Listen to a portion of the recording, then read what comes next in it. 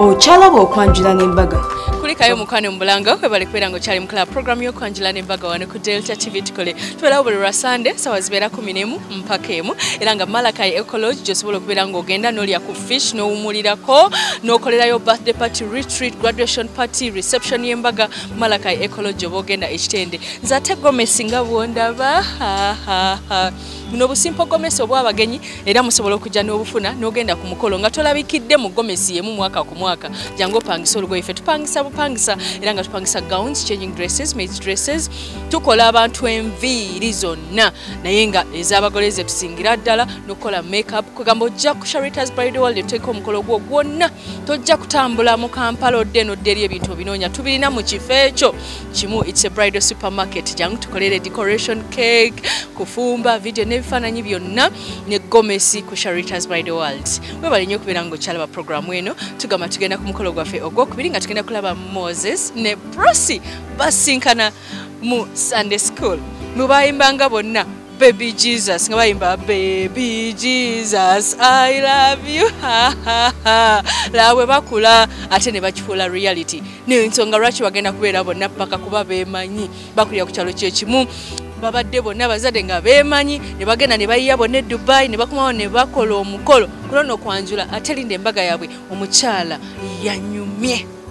yayambadde engoye ennungi decoration yabadde mulungi tandi zabadde nnungi emmere yawooma kale yo tewagiriyako naye zinagiriyako yawooma ate n'obugabo bwe baweereza bwadde bulungi. mami wa Prosi nkutumiddeko nnyo mwe bali kuleeta mukolo ku Delta TV leka tugulabe ninze n'ogugwo tofaayo nawe esawa yonna ojja funa omukolo tugulage wano ku Delta TV tukole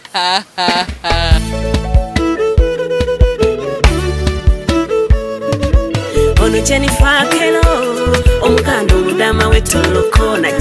omusajja yenna okukulakulana yetaaga omukyalo w'embala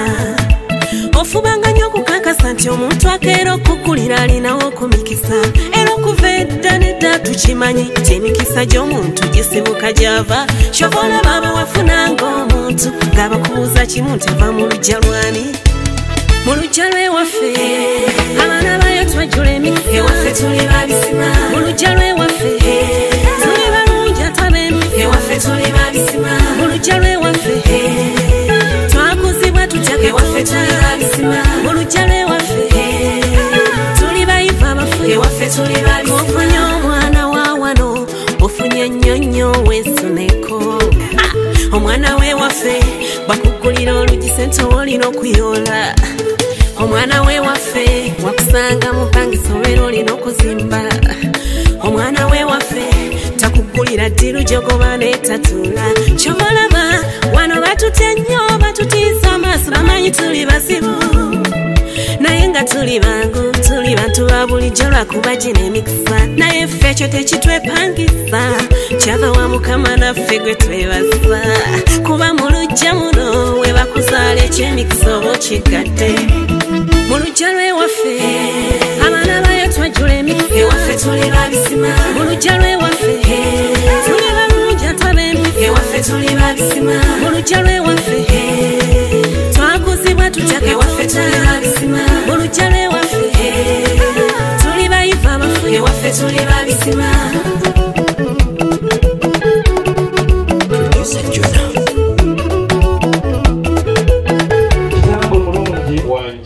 nategedde nti gyenzijja omukolo gwa buwangwa nano nate nga gulimu ebyoddiini esebo nenkera ku makya nembuuza mukulu nsingo mukulu nsingo yateesezza ne mutwe ne bagende wa mukulu nkata otyo bakongojjowa emmamba Kizito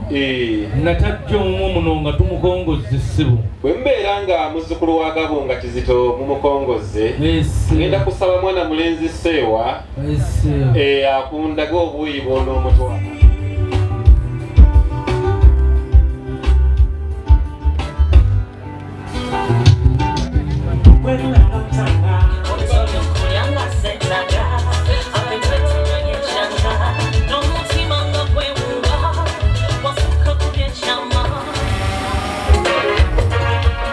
kale tubakubireko engalo ez'amaanyi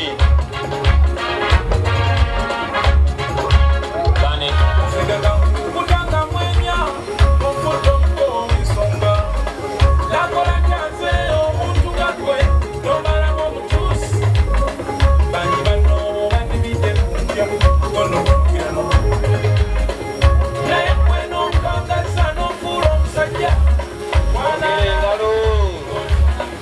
ngamba ntya ne sitenda Ssaabasajja Kabaka asaanira afuge Obuganda bwonna naffe nga tumwesiga kale twesimye nnyo ffenna twesimye nnyo olwa Buganda yaffe ekitiibwa kya Buganda kyava dda naffe tukikuumenga bombi niri bana bagenda okulembera ensonga eno Katonda waffe tulangire obudde obulungi ekiseera ekirungi emirembe n'essanyu muffe mu byonna ekitiibwa n'ettendo bibe nga bidda gy'oli munya kitaffe n'omwana n'omwoyo mutukuvu amen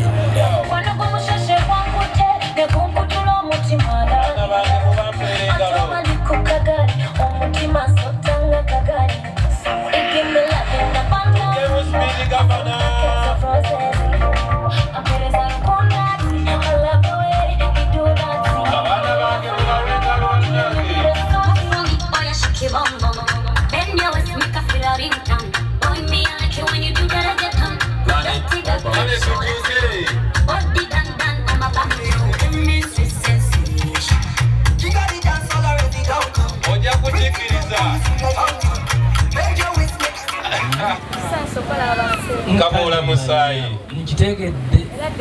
nyabeeradde nnyo ensiba tunagijja eno tetugalabye nga gye tujja twagalayo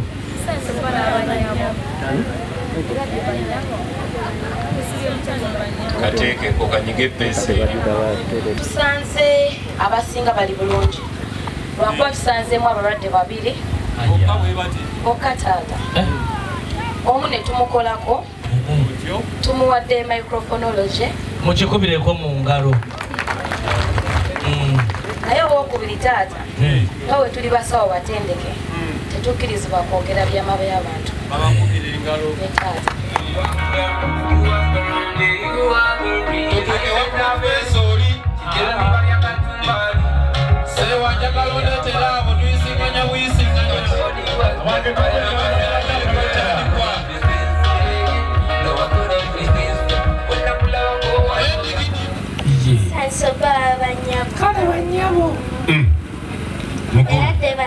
eradde nnyo nyabo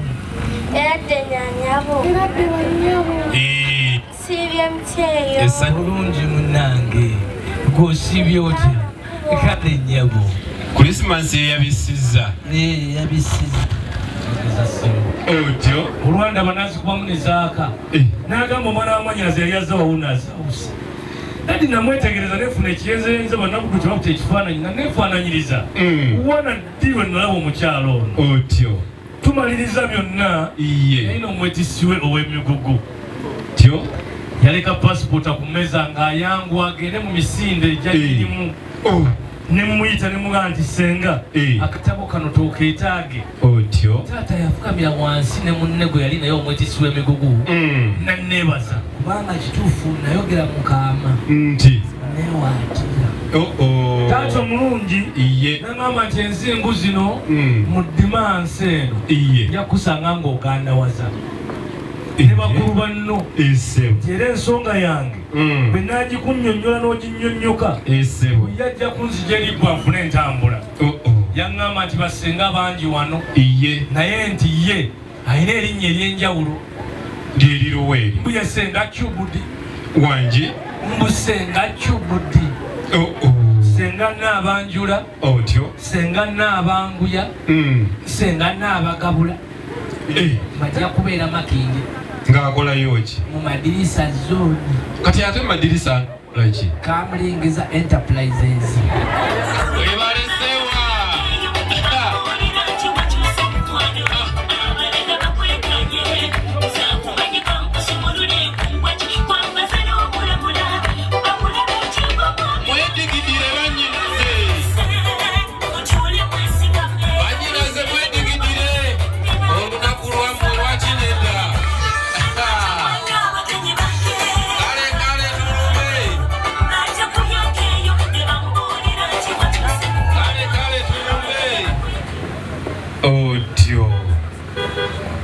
bali balungi mukubeko mu ngalo kale kakati nno we mutuukidde tufunye abagenyi abo mu maaso gammwe essebo okuleka amakuba nnyabo senga obwedda bano batudde nga ffe ekitegeeza tabakulisa makubo abagenyi abo bagenyi bange ulira engalo ez'amaanyi n'akalulu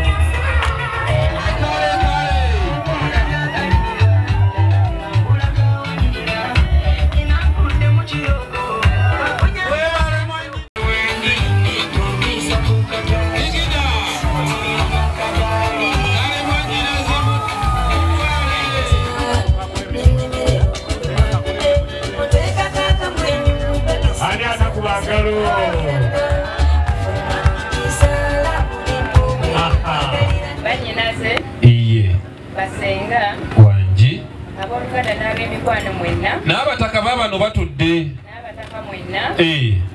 mbaniriza okubalaga omwami wange ono bwe nalonda mu bangi iye kulwa muwala wange nalugwa ulira engalo ez'amaanyi sooka otuukeyo ajje wano ngaffe wetuwerekeza obugalo oja kuoleseyo mugamba akendeeki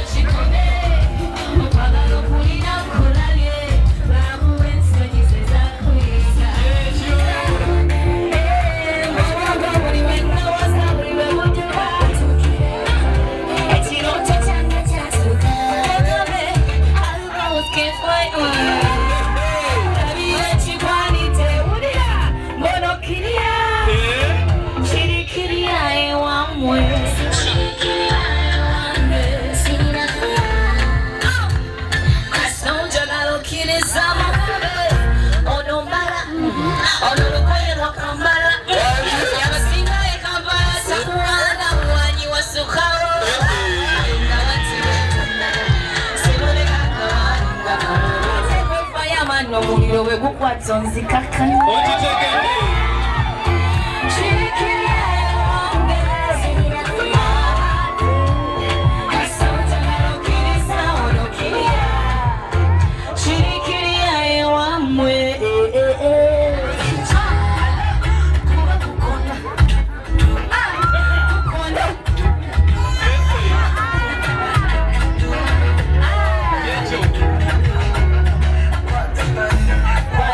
Pula so can create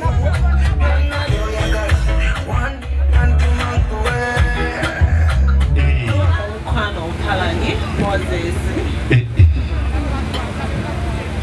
kwagala nnyo Mukama yeebazibwa okukuleeta n'obwoli mulamu ne banno bonna sanso okulaba mukwano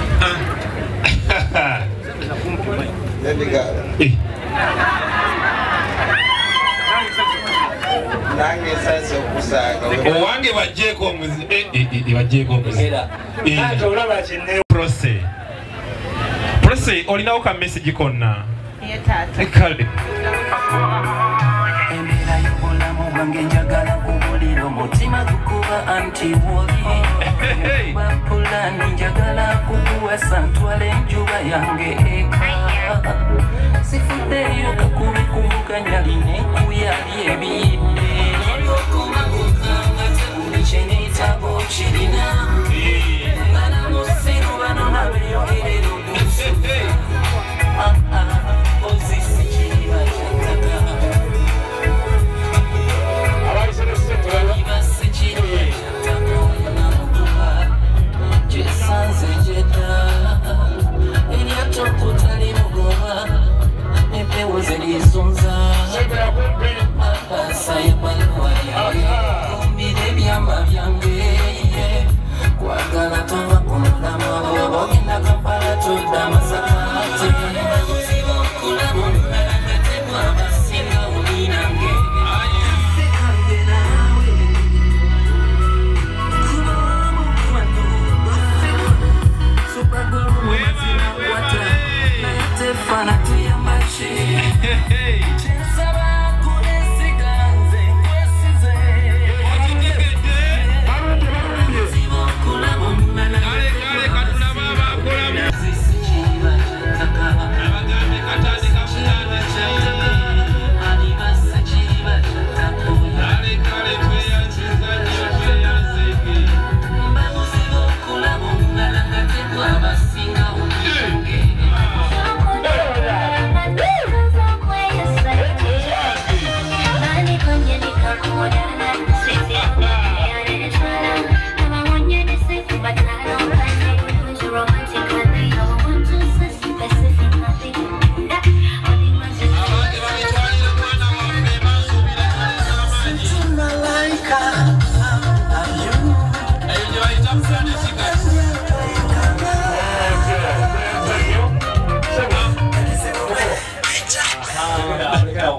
naye lekerawo omulala abakyala baagala ennyongeza olukwiye bwatyo bulijjo si leero lwokka Moses atugambye tukuleetere emmotoka eno emmotoka eriko ebintu bingi naye ekitandikirwako baana babiri wangi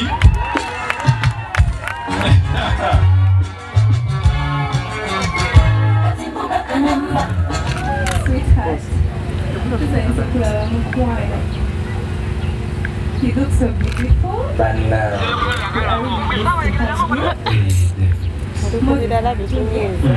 Kowenda majiga kwega ruzungu.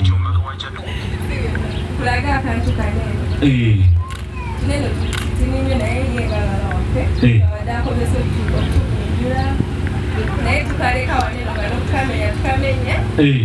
Teri mugo. Ulire engalo ez'amaanyi bannange.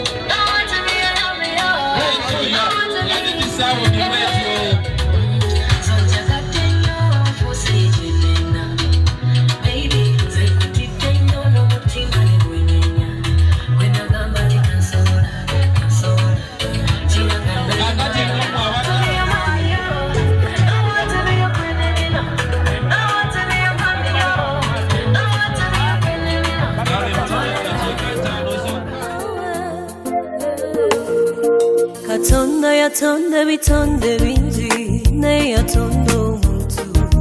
tunula ku gwe nenebuuza utawe yatonda abalala kuba olina empisa etunula ngambe kinsoba okyalaba okwanjula n'embaga